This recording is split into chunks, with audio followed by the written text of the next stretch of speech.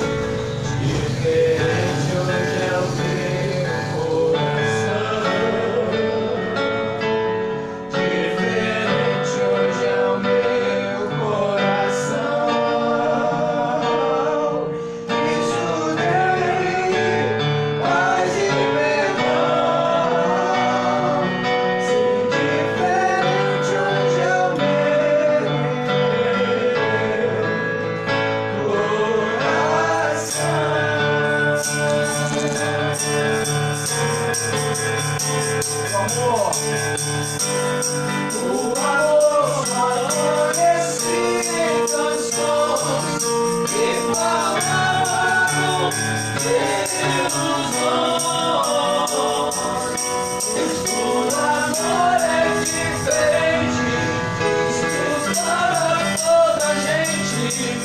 pois Cristo deu o seu amor.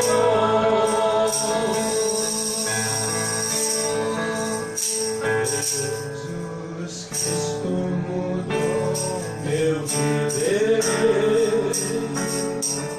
Jesus Cristo mudou meu viver.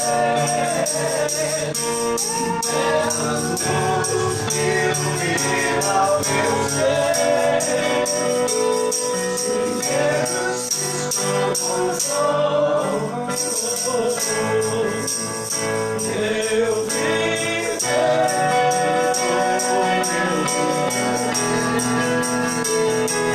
Jesus Cristo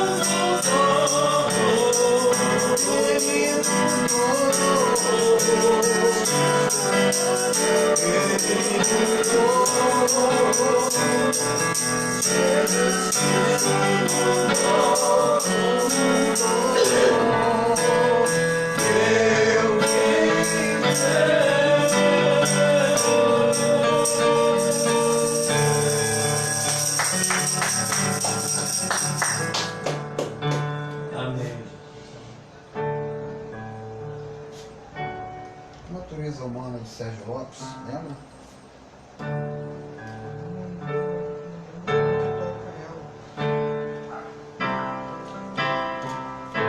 Ninguém é tão perfeito que consiga.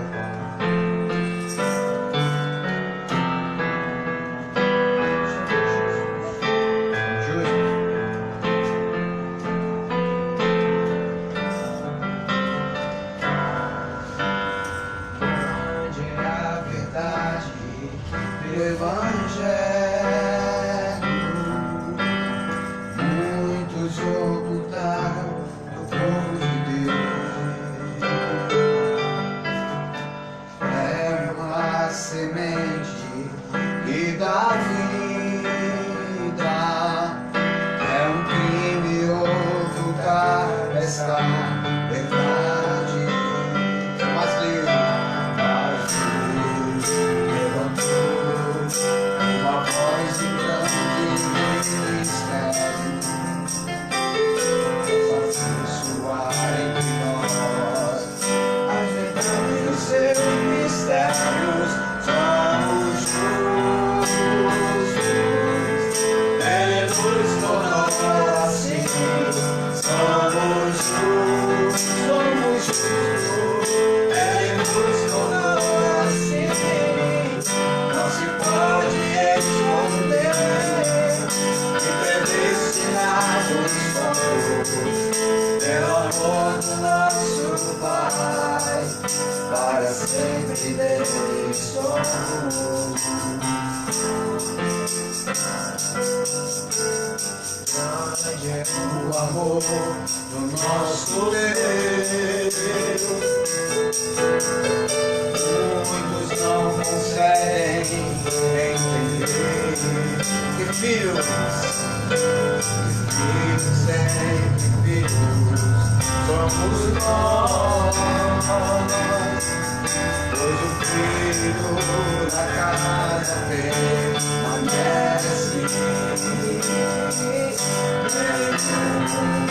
e nós há de se perder, pois o nosso Pai é fiel e já nos deu garantia de que voltaremos para o céu. Somos justos, Ele nos tornou assim. Somos justos, Ele nos tornou assim. Não se pode esconder que predestinados somos pelo amor do nosso Pai. Para sempre dele somos. Somos justos, Ele nos tornou assim. Somos justos, Ele nos tornou assim. Não se pode esconder que predestinados somos, é amor do nosso Pai, para sempre nele somos.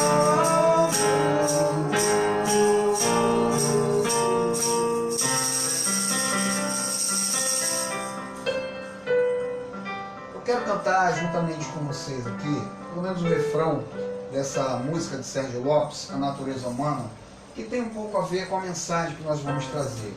De maneira geral, quando nós buscamos trazer uma mensagem, nós fazemos o possível para que as letras, sejam um diferencial na mensagem. Então, no refrão desse louvor de Sérgio Lopes, ele diz justamente isso aqui: eu luto contra a minha própria alma, a natureza humana que há em mim. Eu quero sepultar o velho homem e andar em comunhão com Cristo, viver, cantar só para Ele, morrer para o mundo, reviver para Deus, morrer para o mundo e reviver para Deus.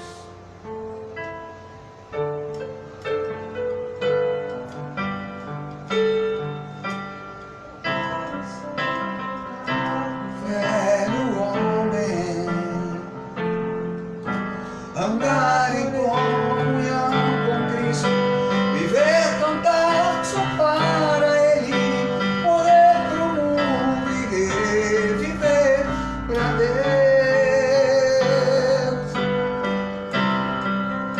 Ninguém é tão perfeito, ninguém é tão perfeito que consiga fugir dos olhos vivos do Senhor,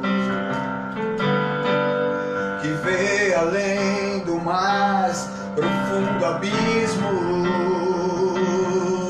e até segredos que eu nunca falei. Ele sabe cada um dos teus desejos, o que fazes, onde andas, quem procuras. Conhece o meu passado e o meu presente. Quer fazer feliz o meu e o teu futuro. Eu luto é contra a minha própria alma, a natureza humana que é em mim. Eu quero sepultar o velho homem e andar em comunhão com Cristo, viver, cantar só para Ele, morrer pro mundo e viver pra Deus. Eu luto é contra a minha própria alma, a natureza humana que é em mim. Eu quero sepultar o velho homem e andar em comunhão com Cristo, viver, cantar só para Ele, morrer pro mundo e viver pra Deus, morrer pro mundo e viver pra Deus, reviver pra Deus. Glórias ao teu nome, Senhor. Palavra de Deus na segunda epístola de Paulo aos Coríntios, capítulo 5, versículo 16. Você que está conosco pelo Facebook, pode abrir a sua Bíblia em 2 aos Coríntios, capítulo 5, 16. Nós somos do Ministério Graça e Intimidade. Eu sou o pastor Marcos Felipe, juntamente com o pastor José Luiz, meu filho Miguel Ângelo, e os demais irmãos que compõem esse ministério. Alguns estão em viagem, né? Alguns estão com as suas famílias para passar o final do ano. Outros estão trabalhando, né? Dia de domingo também trabalhando. Graças a Deus, no nosso ministério, as pessoas trabalham. E nesse ministério, graça à intimidade, como vocês estão ligados conosco, podem ver, nós temos alguns lemas, né? A nossa visão, como nós cantamos ainda agora, é uma visão em graça, onde a nossa luta não é contra a carne, contra o sangue, contra as pessoas, é a nossa própria alma. O diabo da nossa carne, né? E muitas vezes as pessoas querem crer que existe um diabo, um ser espiritual, quando a palavra de Deus afirma categoricamente que o mais valente destruiu o valente. Em Hebreus capítulo 2, verso 14, diz que o diabo já foi destruído e o pior inimigo que nós temos é a nossa própria carne, a nossa própria alma. Então você é salvo pela graça, como Paulo, no capítulo 2, verso 8 de Efésios, ele nos assegura essas verdades. A nossa leitura inicial hoje, capítulo 5, 2 Coríntios, pastor José Luiz, verso 16, que nos diz assim: assim que nós daqui por diante a ninguém conhecemos segundo a carne. E se antes conhecemos Cristo segundo a carne, agora já não o conhecemos deste modo. Eu vou repetir. 2 Coríntios 5,16. Assim que nós daqui por diante a ninguém conhecemos segundo a carne. E se antes conhecemos Cristo segundo a carne, já agora não o conhecemos deste modo. Vamos fazer uma breve confissão. Pai querido, aqui estamos para divulgar, difundir, para falar, pregar, para ensinar e aprender sobre o novo pacto, a nova aliança, uma aliança superior, um pacto de superiores e melhores promessas, um pacto onde não é um pacto que a obediência a mandamentos humanos tem que se realizar, mas é um pacto de boca. É um pacto, como a palavra diz, de superiores e melhores promessas. E aqui estamos, Senhor, para obedecer a Tua palavra, para divulgar a Tua graça, aprender contigo. Uma palavra que é uma espada cortante, que ela penetra no mais profundo da nossa alma e nos ensina e nos orienta a crescer na Tua graça e no Teu conhecimento. Obrigado, fala-nos, ó Deus, pela palavra maravilhosa que está diante das nossas vidas nesta noite. Muito obrigado, Jesus. Amém. O diferencial no novo pacto. O que é um diferencial? A você que está conosco, pastor José Luiz, a todos que estão aqui, aos anjos que não tomaram corpo, mas que estão entre nós nesse momento, nós cremos no ministério angelical, nós cremos que existem anjos que ministram em nosso favor e que estão presentes toda vez que nos reunimos para glorificar, para exaltar o nome daquele que pode todas as coisas.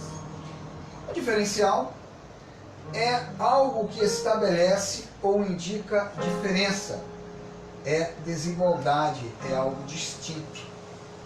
Quando eu me deparei sobre este tema, diferencial no novo pacto, e eu li esse versículo da palavra de Deus, onde ele coloca um divisor de águas, que diz que daqui por diante, vamos refletir sobre essa palavra que Paulo estava trazendo. Paulo estava escrevendo aos Coríntios, naquele tempo, há muitos e muitos anos atrás. Paulo não estava na igreja que está no Lagomar, na igreja que está em Vila Valqueira, em Madureira, no Rio Pequeno, na Inglaterra, no Japão. Paulo estava na igreja que estava em Coríntios. Uma igreja mesclada, onde ainda havia com certeza muito ranço do judaísmo, muitos irmãos judaizantes, muitos gentios que estavam abraçando a graça, que estavam chegando à graça e conhecendo. Então, Paulo disse que daqui por diante, ou seja, daquele marco que estava sendo estabelecido, a graça estava começando a engatinhar, porque, na verdade, após o ano 70, após a volta de Jesus, após o templo de Israel ser derrubado, após a lei ser finalizada realmente, pelo ícone maior da lei, que era o templo de Israel, era um símbolo. O templo onde eles se reuniam, para não só para se reunir como hoje nós nos reunimos, posso reunir na minha casa, na casa do pastor José Luiz, na casa da irmã Isabel, podemos nos reunir embaixo de uma árvore, em um descampado, em um sítio, não importa o local. Mas o povo de Israel, como hoje, muitos religiosos têm as suas sinagogas, e que eles colocam uma condição sine qua non. Em alguns lugares, muitos se ajoelham em direção àquelas sinagogas, né? Alguns vão ao muro, chamado muro de quê? O muro das lamentações, em atitudes religiosas. E quando aquele templo foi derrubado, o próprio Jesus havia profetizado lá em Mateus que não ficaria pedra sobre pedra, porque um edifício maior foi construído. E que edifício maior foi esse? Eu, você, Miguel, você, pastor José Luiz, vocês que nos ouvem pelo Facebook, nós somos o edifício, a casa espiritual. Essa é a grande verdade que nós precisamos apreender, absorver, colocar em prática. Só assim a igreja de Cristo ela realmente vai ser eficaz, ela vai trazer fruto. Às vezes nós lutamos 1 ano, 2 anos, 3 anos e achamos, né, pastor José Luiz, Deus não vai trazer as suas ovelhas. Só tem meia dúzia de ovelhas, né? Só tem, como dizia um pastor amigo nosso, quando ele começou a pregar a graça, ainda que uma graça pela metade, mas começou a pregar a graça, tinha meia dúzia de velhinhas e senhoras tossindo, problemas, né, de pulmão, e durante um bom tempo ele pregou assim, em um determinado local, no cinema, mas Deus fez segundo a vontade dele. Hoje nós estamos aqui em um local, provavelmente 15 metros quadrados, que tem aqui mais ou menos, um pouco menos, não é? E muitas vezes nós temos 10, 12 pessoas, às vezes temos 3, 4, 5, mas antes que nós chegássemos aqui, o Espírito de Deus já estava aqui. E quando Paulo, naquele tempo, trouxe esse ensinamento de que daqui por diante não devemos conhecer segundo a carne, no nosso contexto de hoje nós podemos aplicar estas verdades ao que vivemos. Não vamos conhecer segundo a carne, meu amado pastor. O tempo é de Deus. Se antes, por que Paulo falou, nós conhecemos Cristo? Porque Paulo, ele não esteve, nosso pastor José Luiz sabe, eu sei, acredito que você sabe, Paulo não andou com Jesus Cristo. Mas certamente alguns daqueles que estavam naquele local, em Coríntios, tinham passado nos dias que Jesus Cristo, Jesus de Nazaré esteve aqui, eles certamente andaram com Jesus, não é isso? Nós podemos raciocinar e entender, por isso Paulo falou, olha, daqui por diante, se até Cristo nós conhecemos segundo a carne, ou seja, se há alguém aqui que andou nos dias de Jesus de Nazaré, que ensinou a dar dízimo, Jesus ensinou a jejuar, Jesus ensinou a sacrificar, a levar o sacrifício ao templo, né, a subir no monte, ao óleo, Jesus ensinou todos aqueles padrões, aquele parâmetro da lei de Moisés. E Paulo fez essa colocação. Se ele veio para cumprir a lei, se o próprio Jesus, que é o próprio Deus, ele veio como um ser humano, assim como eu e você, como uma pessoa que muitos poderiam olhar, e muitos olham até hoje, e querem até fazer chacota com ele, né? Estamos vivendo um momento em que um determinado grupo quer fazer uma chacota e muitos, até que não são cristãos, evangélicos ou católicos, mas que entendem que é uma falta de bom senso.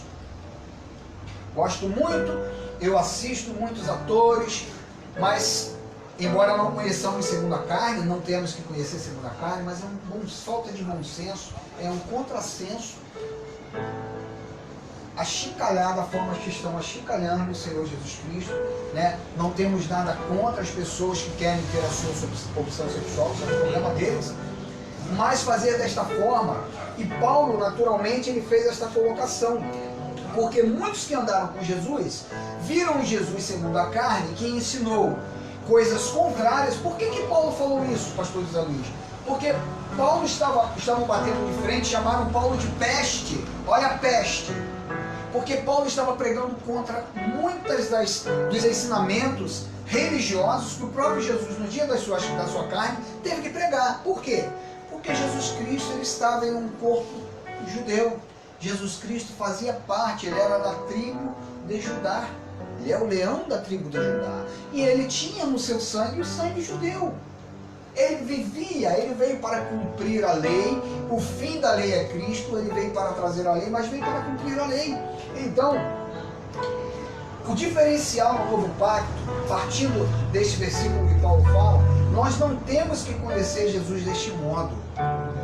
Colocar de lado todos os rudimentos da lei e partir para o que é perfeito. O que é perfeito? A igreja de Cristo está perfeita, sem mancha, sem mácula. Ela é uma igreja santa, pura. E a aliança, que era antiga, a antiga aliança, ela era uma aliança com regras para adoração, como Paulo fez essa observação. O próprio Jesus, ele cumpria essas regras para adoração. Hebreus capítulo 9, vamos ler lá em Hebreus capítulo 9, verso 1. Hebreus 9, verso 1. Onde fala sobre estas regras, né? Paulo cita essa carta de Paulo, que nós consideramos que Paulo que escreveu, pelo contexto, pela maneira como ele colocou, ele está falando especificamente ao povo hebreu. Ele está colocando justamente essa questão do povo hebreu, o diferencial no novo pacto. Há um grande diferencial. Hebreus 9:1. Ora, a primeira aliança também tinha preceitos de serviço sagrado e o santuário terrestre. Primeiro foi aquele tabernáculo, onde tinha o santo dos santos, um tabernáculo que o povo carregava de um lugar para o outro, para que no momento de adoração entrasse no tabernáculo. Ou seja, um contexto que não convém nós entrarmos, não faz parte do nosso ensinamento de hoje. Um dia o pastor Zé Luiz vai trazer um material farto sobre o tabernáculo, ele gosta muito de falar sobre isso, ele tem um vasto conhecimento. Mas ele diz lá que a aliança eram regras para adoração, tinha preceitos de serviço sagrado e o seu santuário terrestre. Com efeito, foi preparado o tabernáculo, cuja parte anterior, onde estava o candeeiro e a mesa, e a exposição dos pães, se chama o santo lugar. E aí ele vem traçando uma explicação, né, sobre o tabernáculo, como ele era feito, com as regras. Você tinha que cumprir essas regras ipsilíteres, ao pé da letra para adoração. Então, tudo isso eram regras impostas até o tempo da nova ordem, como Paulo falou. Vamos lá, Hebreus 9, do 11 ao 15. Que nova ordem é esta? Meu amado trouxe. Se você puder conectar para mim, eu vou te agradecer, meu querido. Conecta a Bíblia que nós vamos utilizar ali atrás, por gentileza. Não há problema. Atrás e aí na caixa. Miguel regulou para mim, por favor. Hebreus capítulo 9, versículo 1. Hebreus 9, do 11 ao 15, perdão. Do 11 ao 15. Que diz assim, Hebreus 9, do 11 ao 15. Liga na frente, filha, aperta o botãozinho na frente aí. Alô? Alô? Alô? Primeiro botãozinho, outro. Esse aí, alô? Som. Glória a Deus. Obrigado, Guilherme. Tira um pouquinho de eco. Hebreus capítulo 9, do 11 ao 15. Quando, porém, veio Cristo como sumo sacerdote dos bens já realizados, mediante o maior e mais perfeito tabernáculo, não feito por mãos, quer dizer, não desta criação, não por meio de sangue de bodes e de bezerros, mas pelo seu próprio sangue entrou no Santo dos Santos, uma vez por todas, tendo obtido eterna redenção. Portanto, se o sangue de bodes e de touros e a cinza de uma novilha, aspergidos sobre os contaminados, os santificam, quanto à purificação da carne, veja bem, então, ele está explicando aqui, este tipo de situação eram situações impostas até o tempo da nova ordem. Então, era para a purificação de quê? Da carne, a santificação da carne, muito mais o sangue de Cristo, que pelo Espírito eterno a si mesmo se ofereceu sem mácula a Deus, purificará o quê? A nossa consciência de obras mortas. Por isso mesmo, ele é o mediador da nova aliança, a fim de que, intervindo a morte para a remissão das transgressões que havia sob a primeira aliança, recebam a promessa da eterna herança aqueles que têm sido chamados. Então, estas características, elas eram características impostas até o tempo da nova ordem. Que ordem era essa? Jesus é o sumo sacerdote. Ele diz que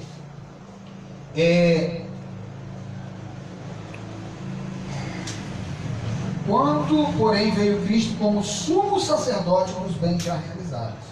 A nova ordem sacerdotal, né? Acima da ordem de Melquisedeque, acima de qualquer outro sacerdote, dos levitas, tanto que hoje não existe mais os levitas. Eu às vezes ouço algumas comunidades evangélicas, religiosas, protestantes, os levitas da casa de Deus. Negativo, com todo respeito, nós estamos aqui para dizer que somos os donos da verdade, mas quando refletimos na verdade da nossa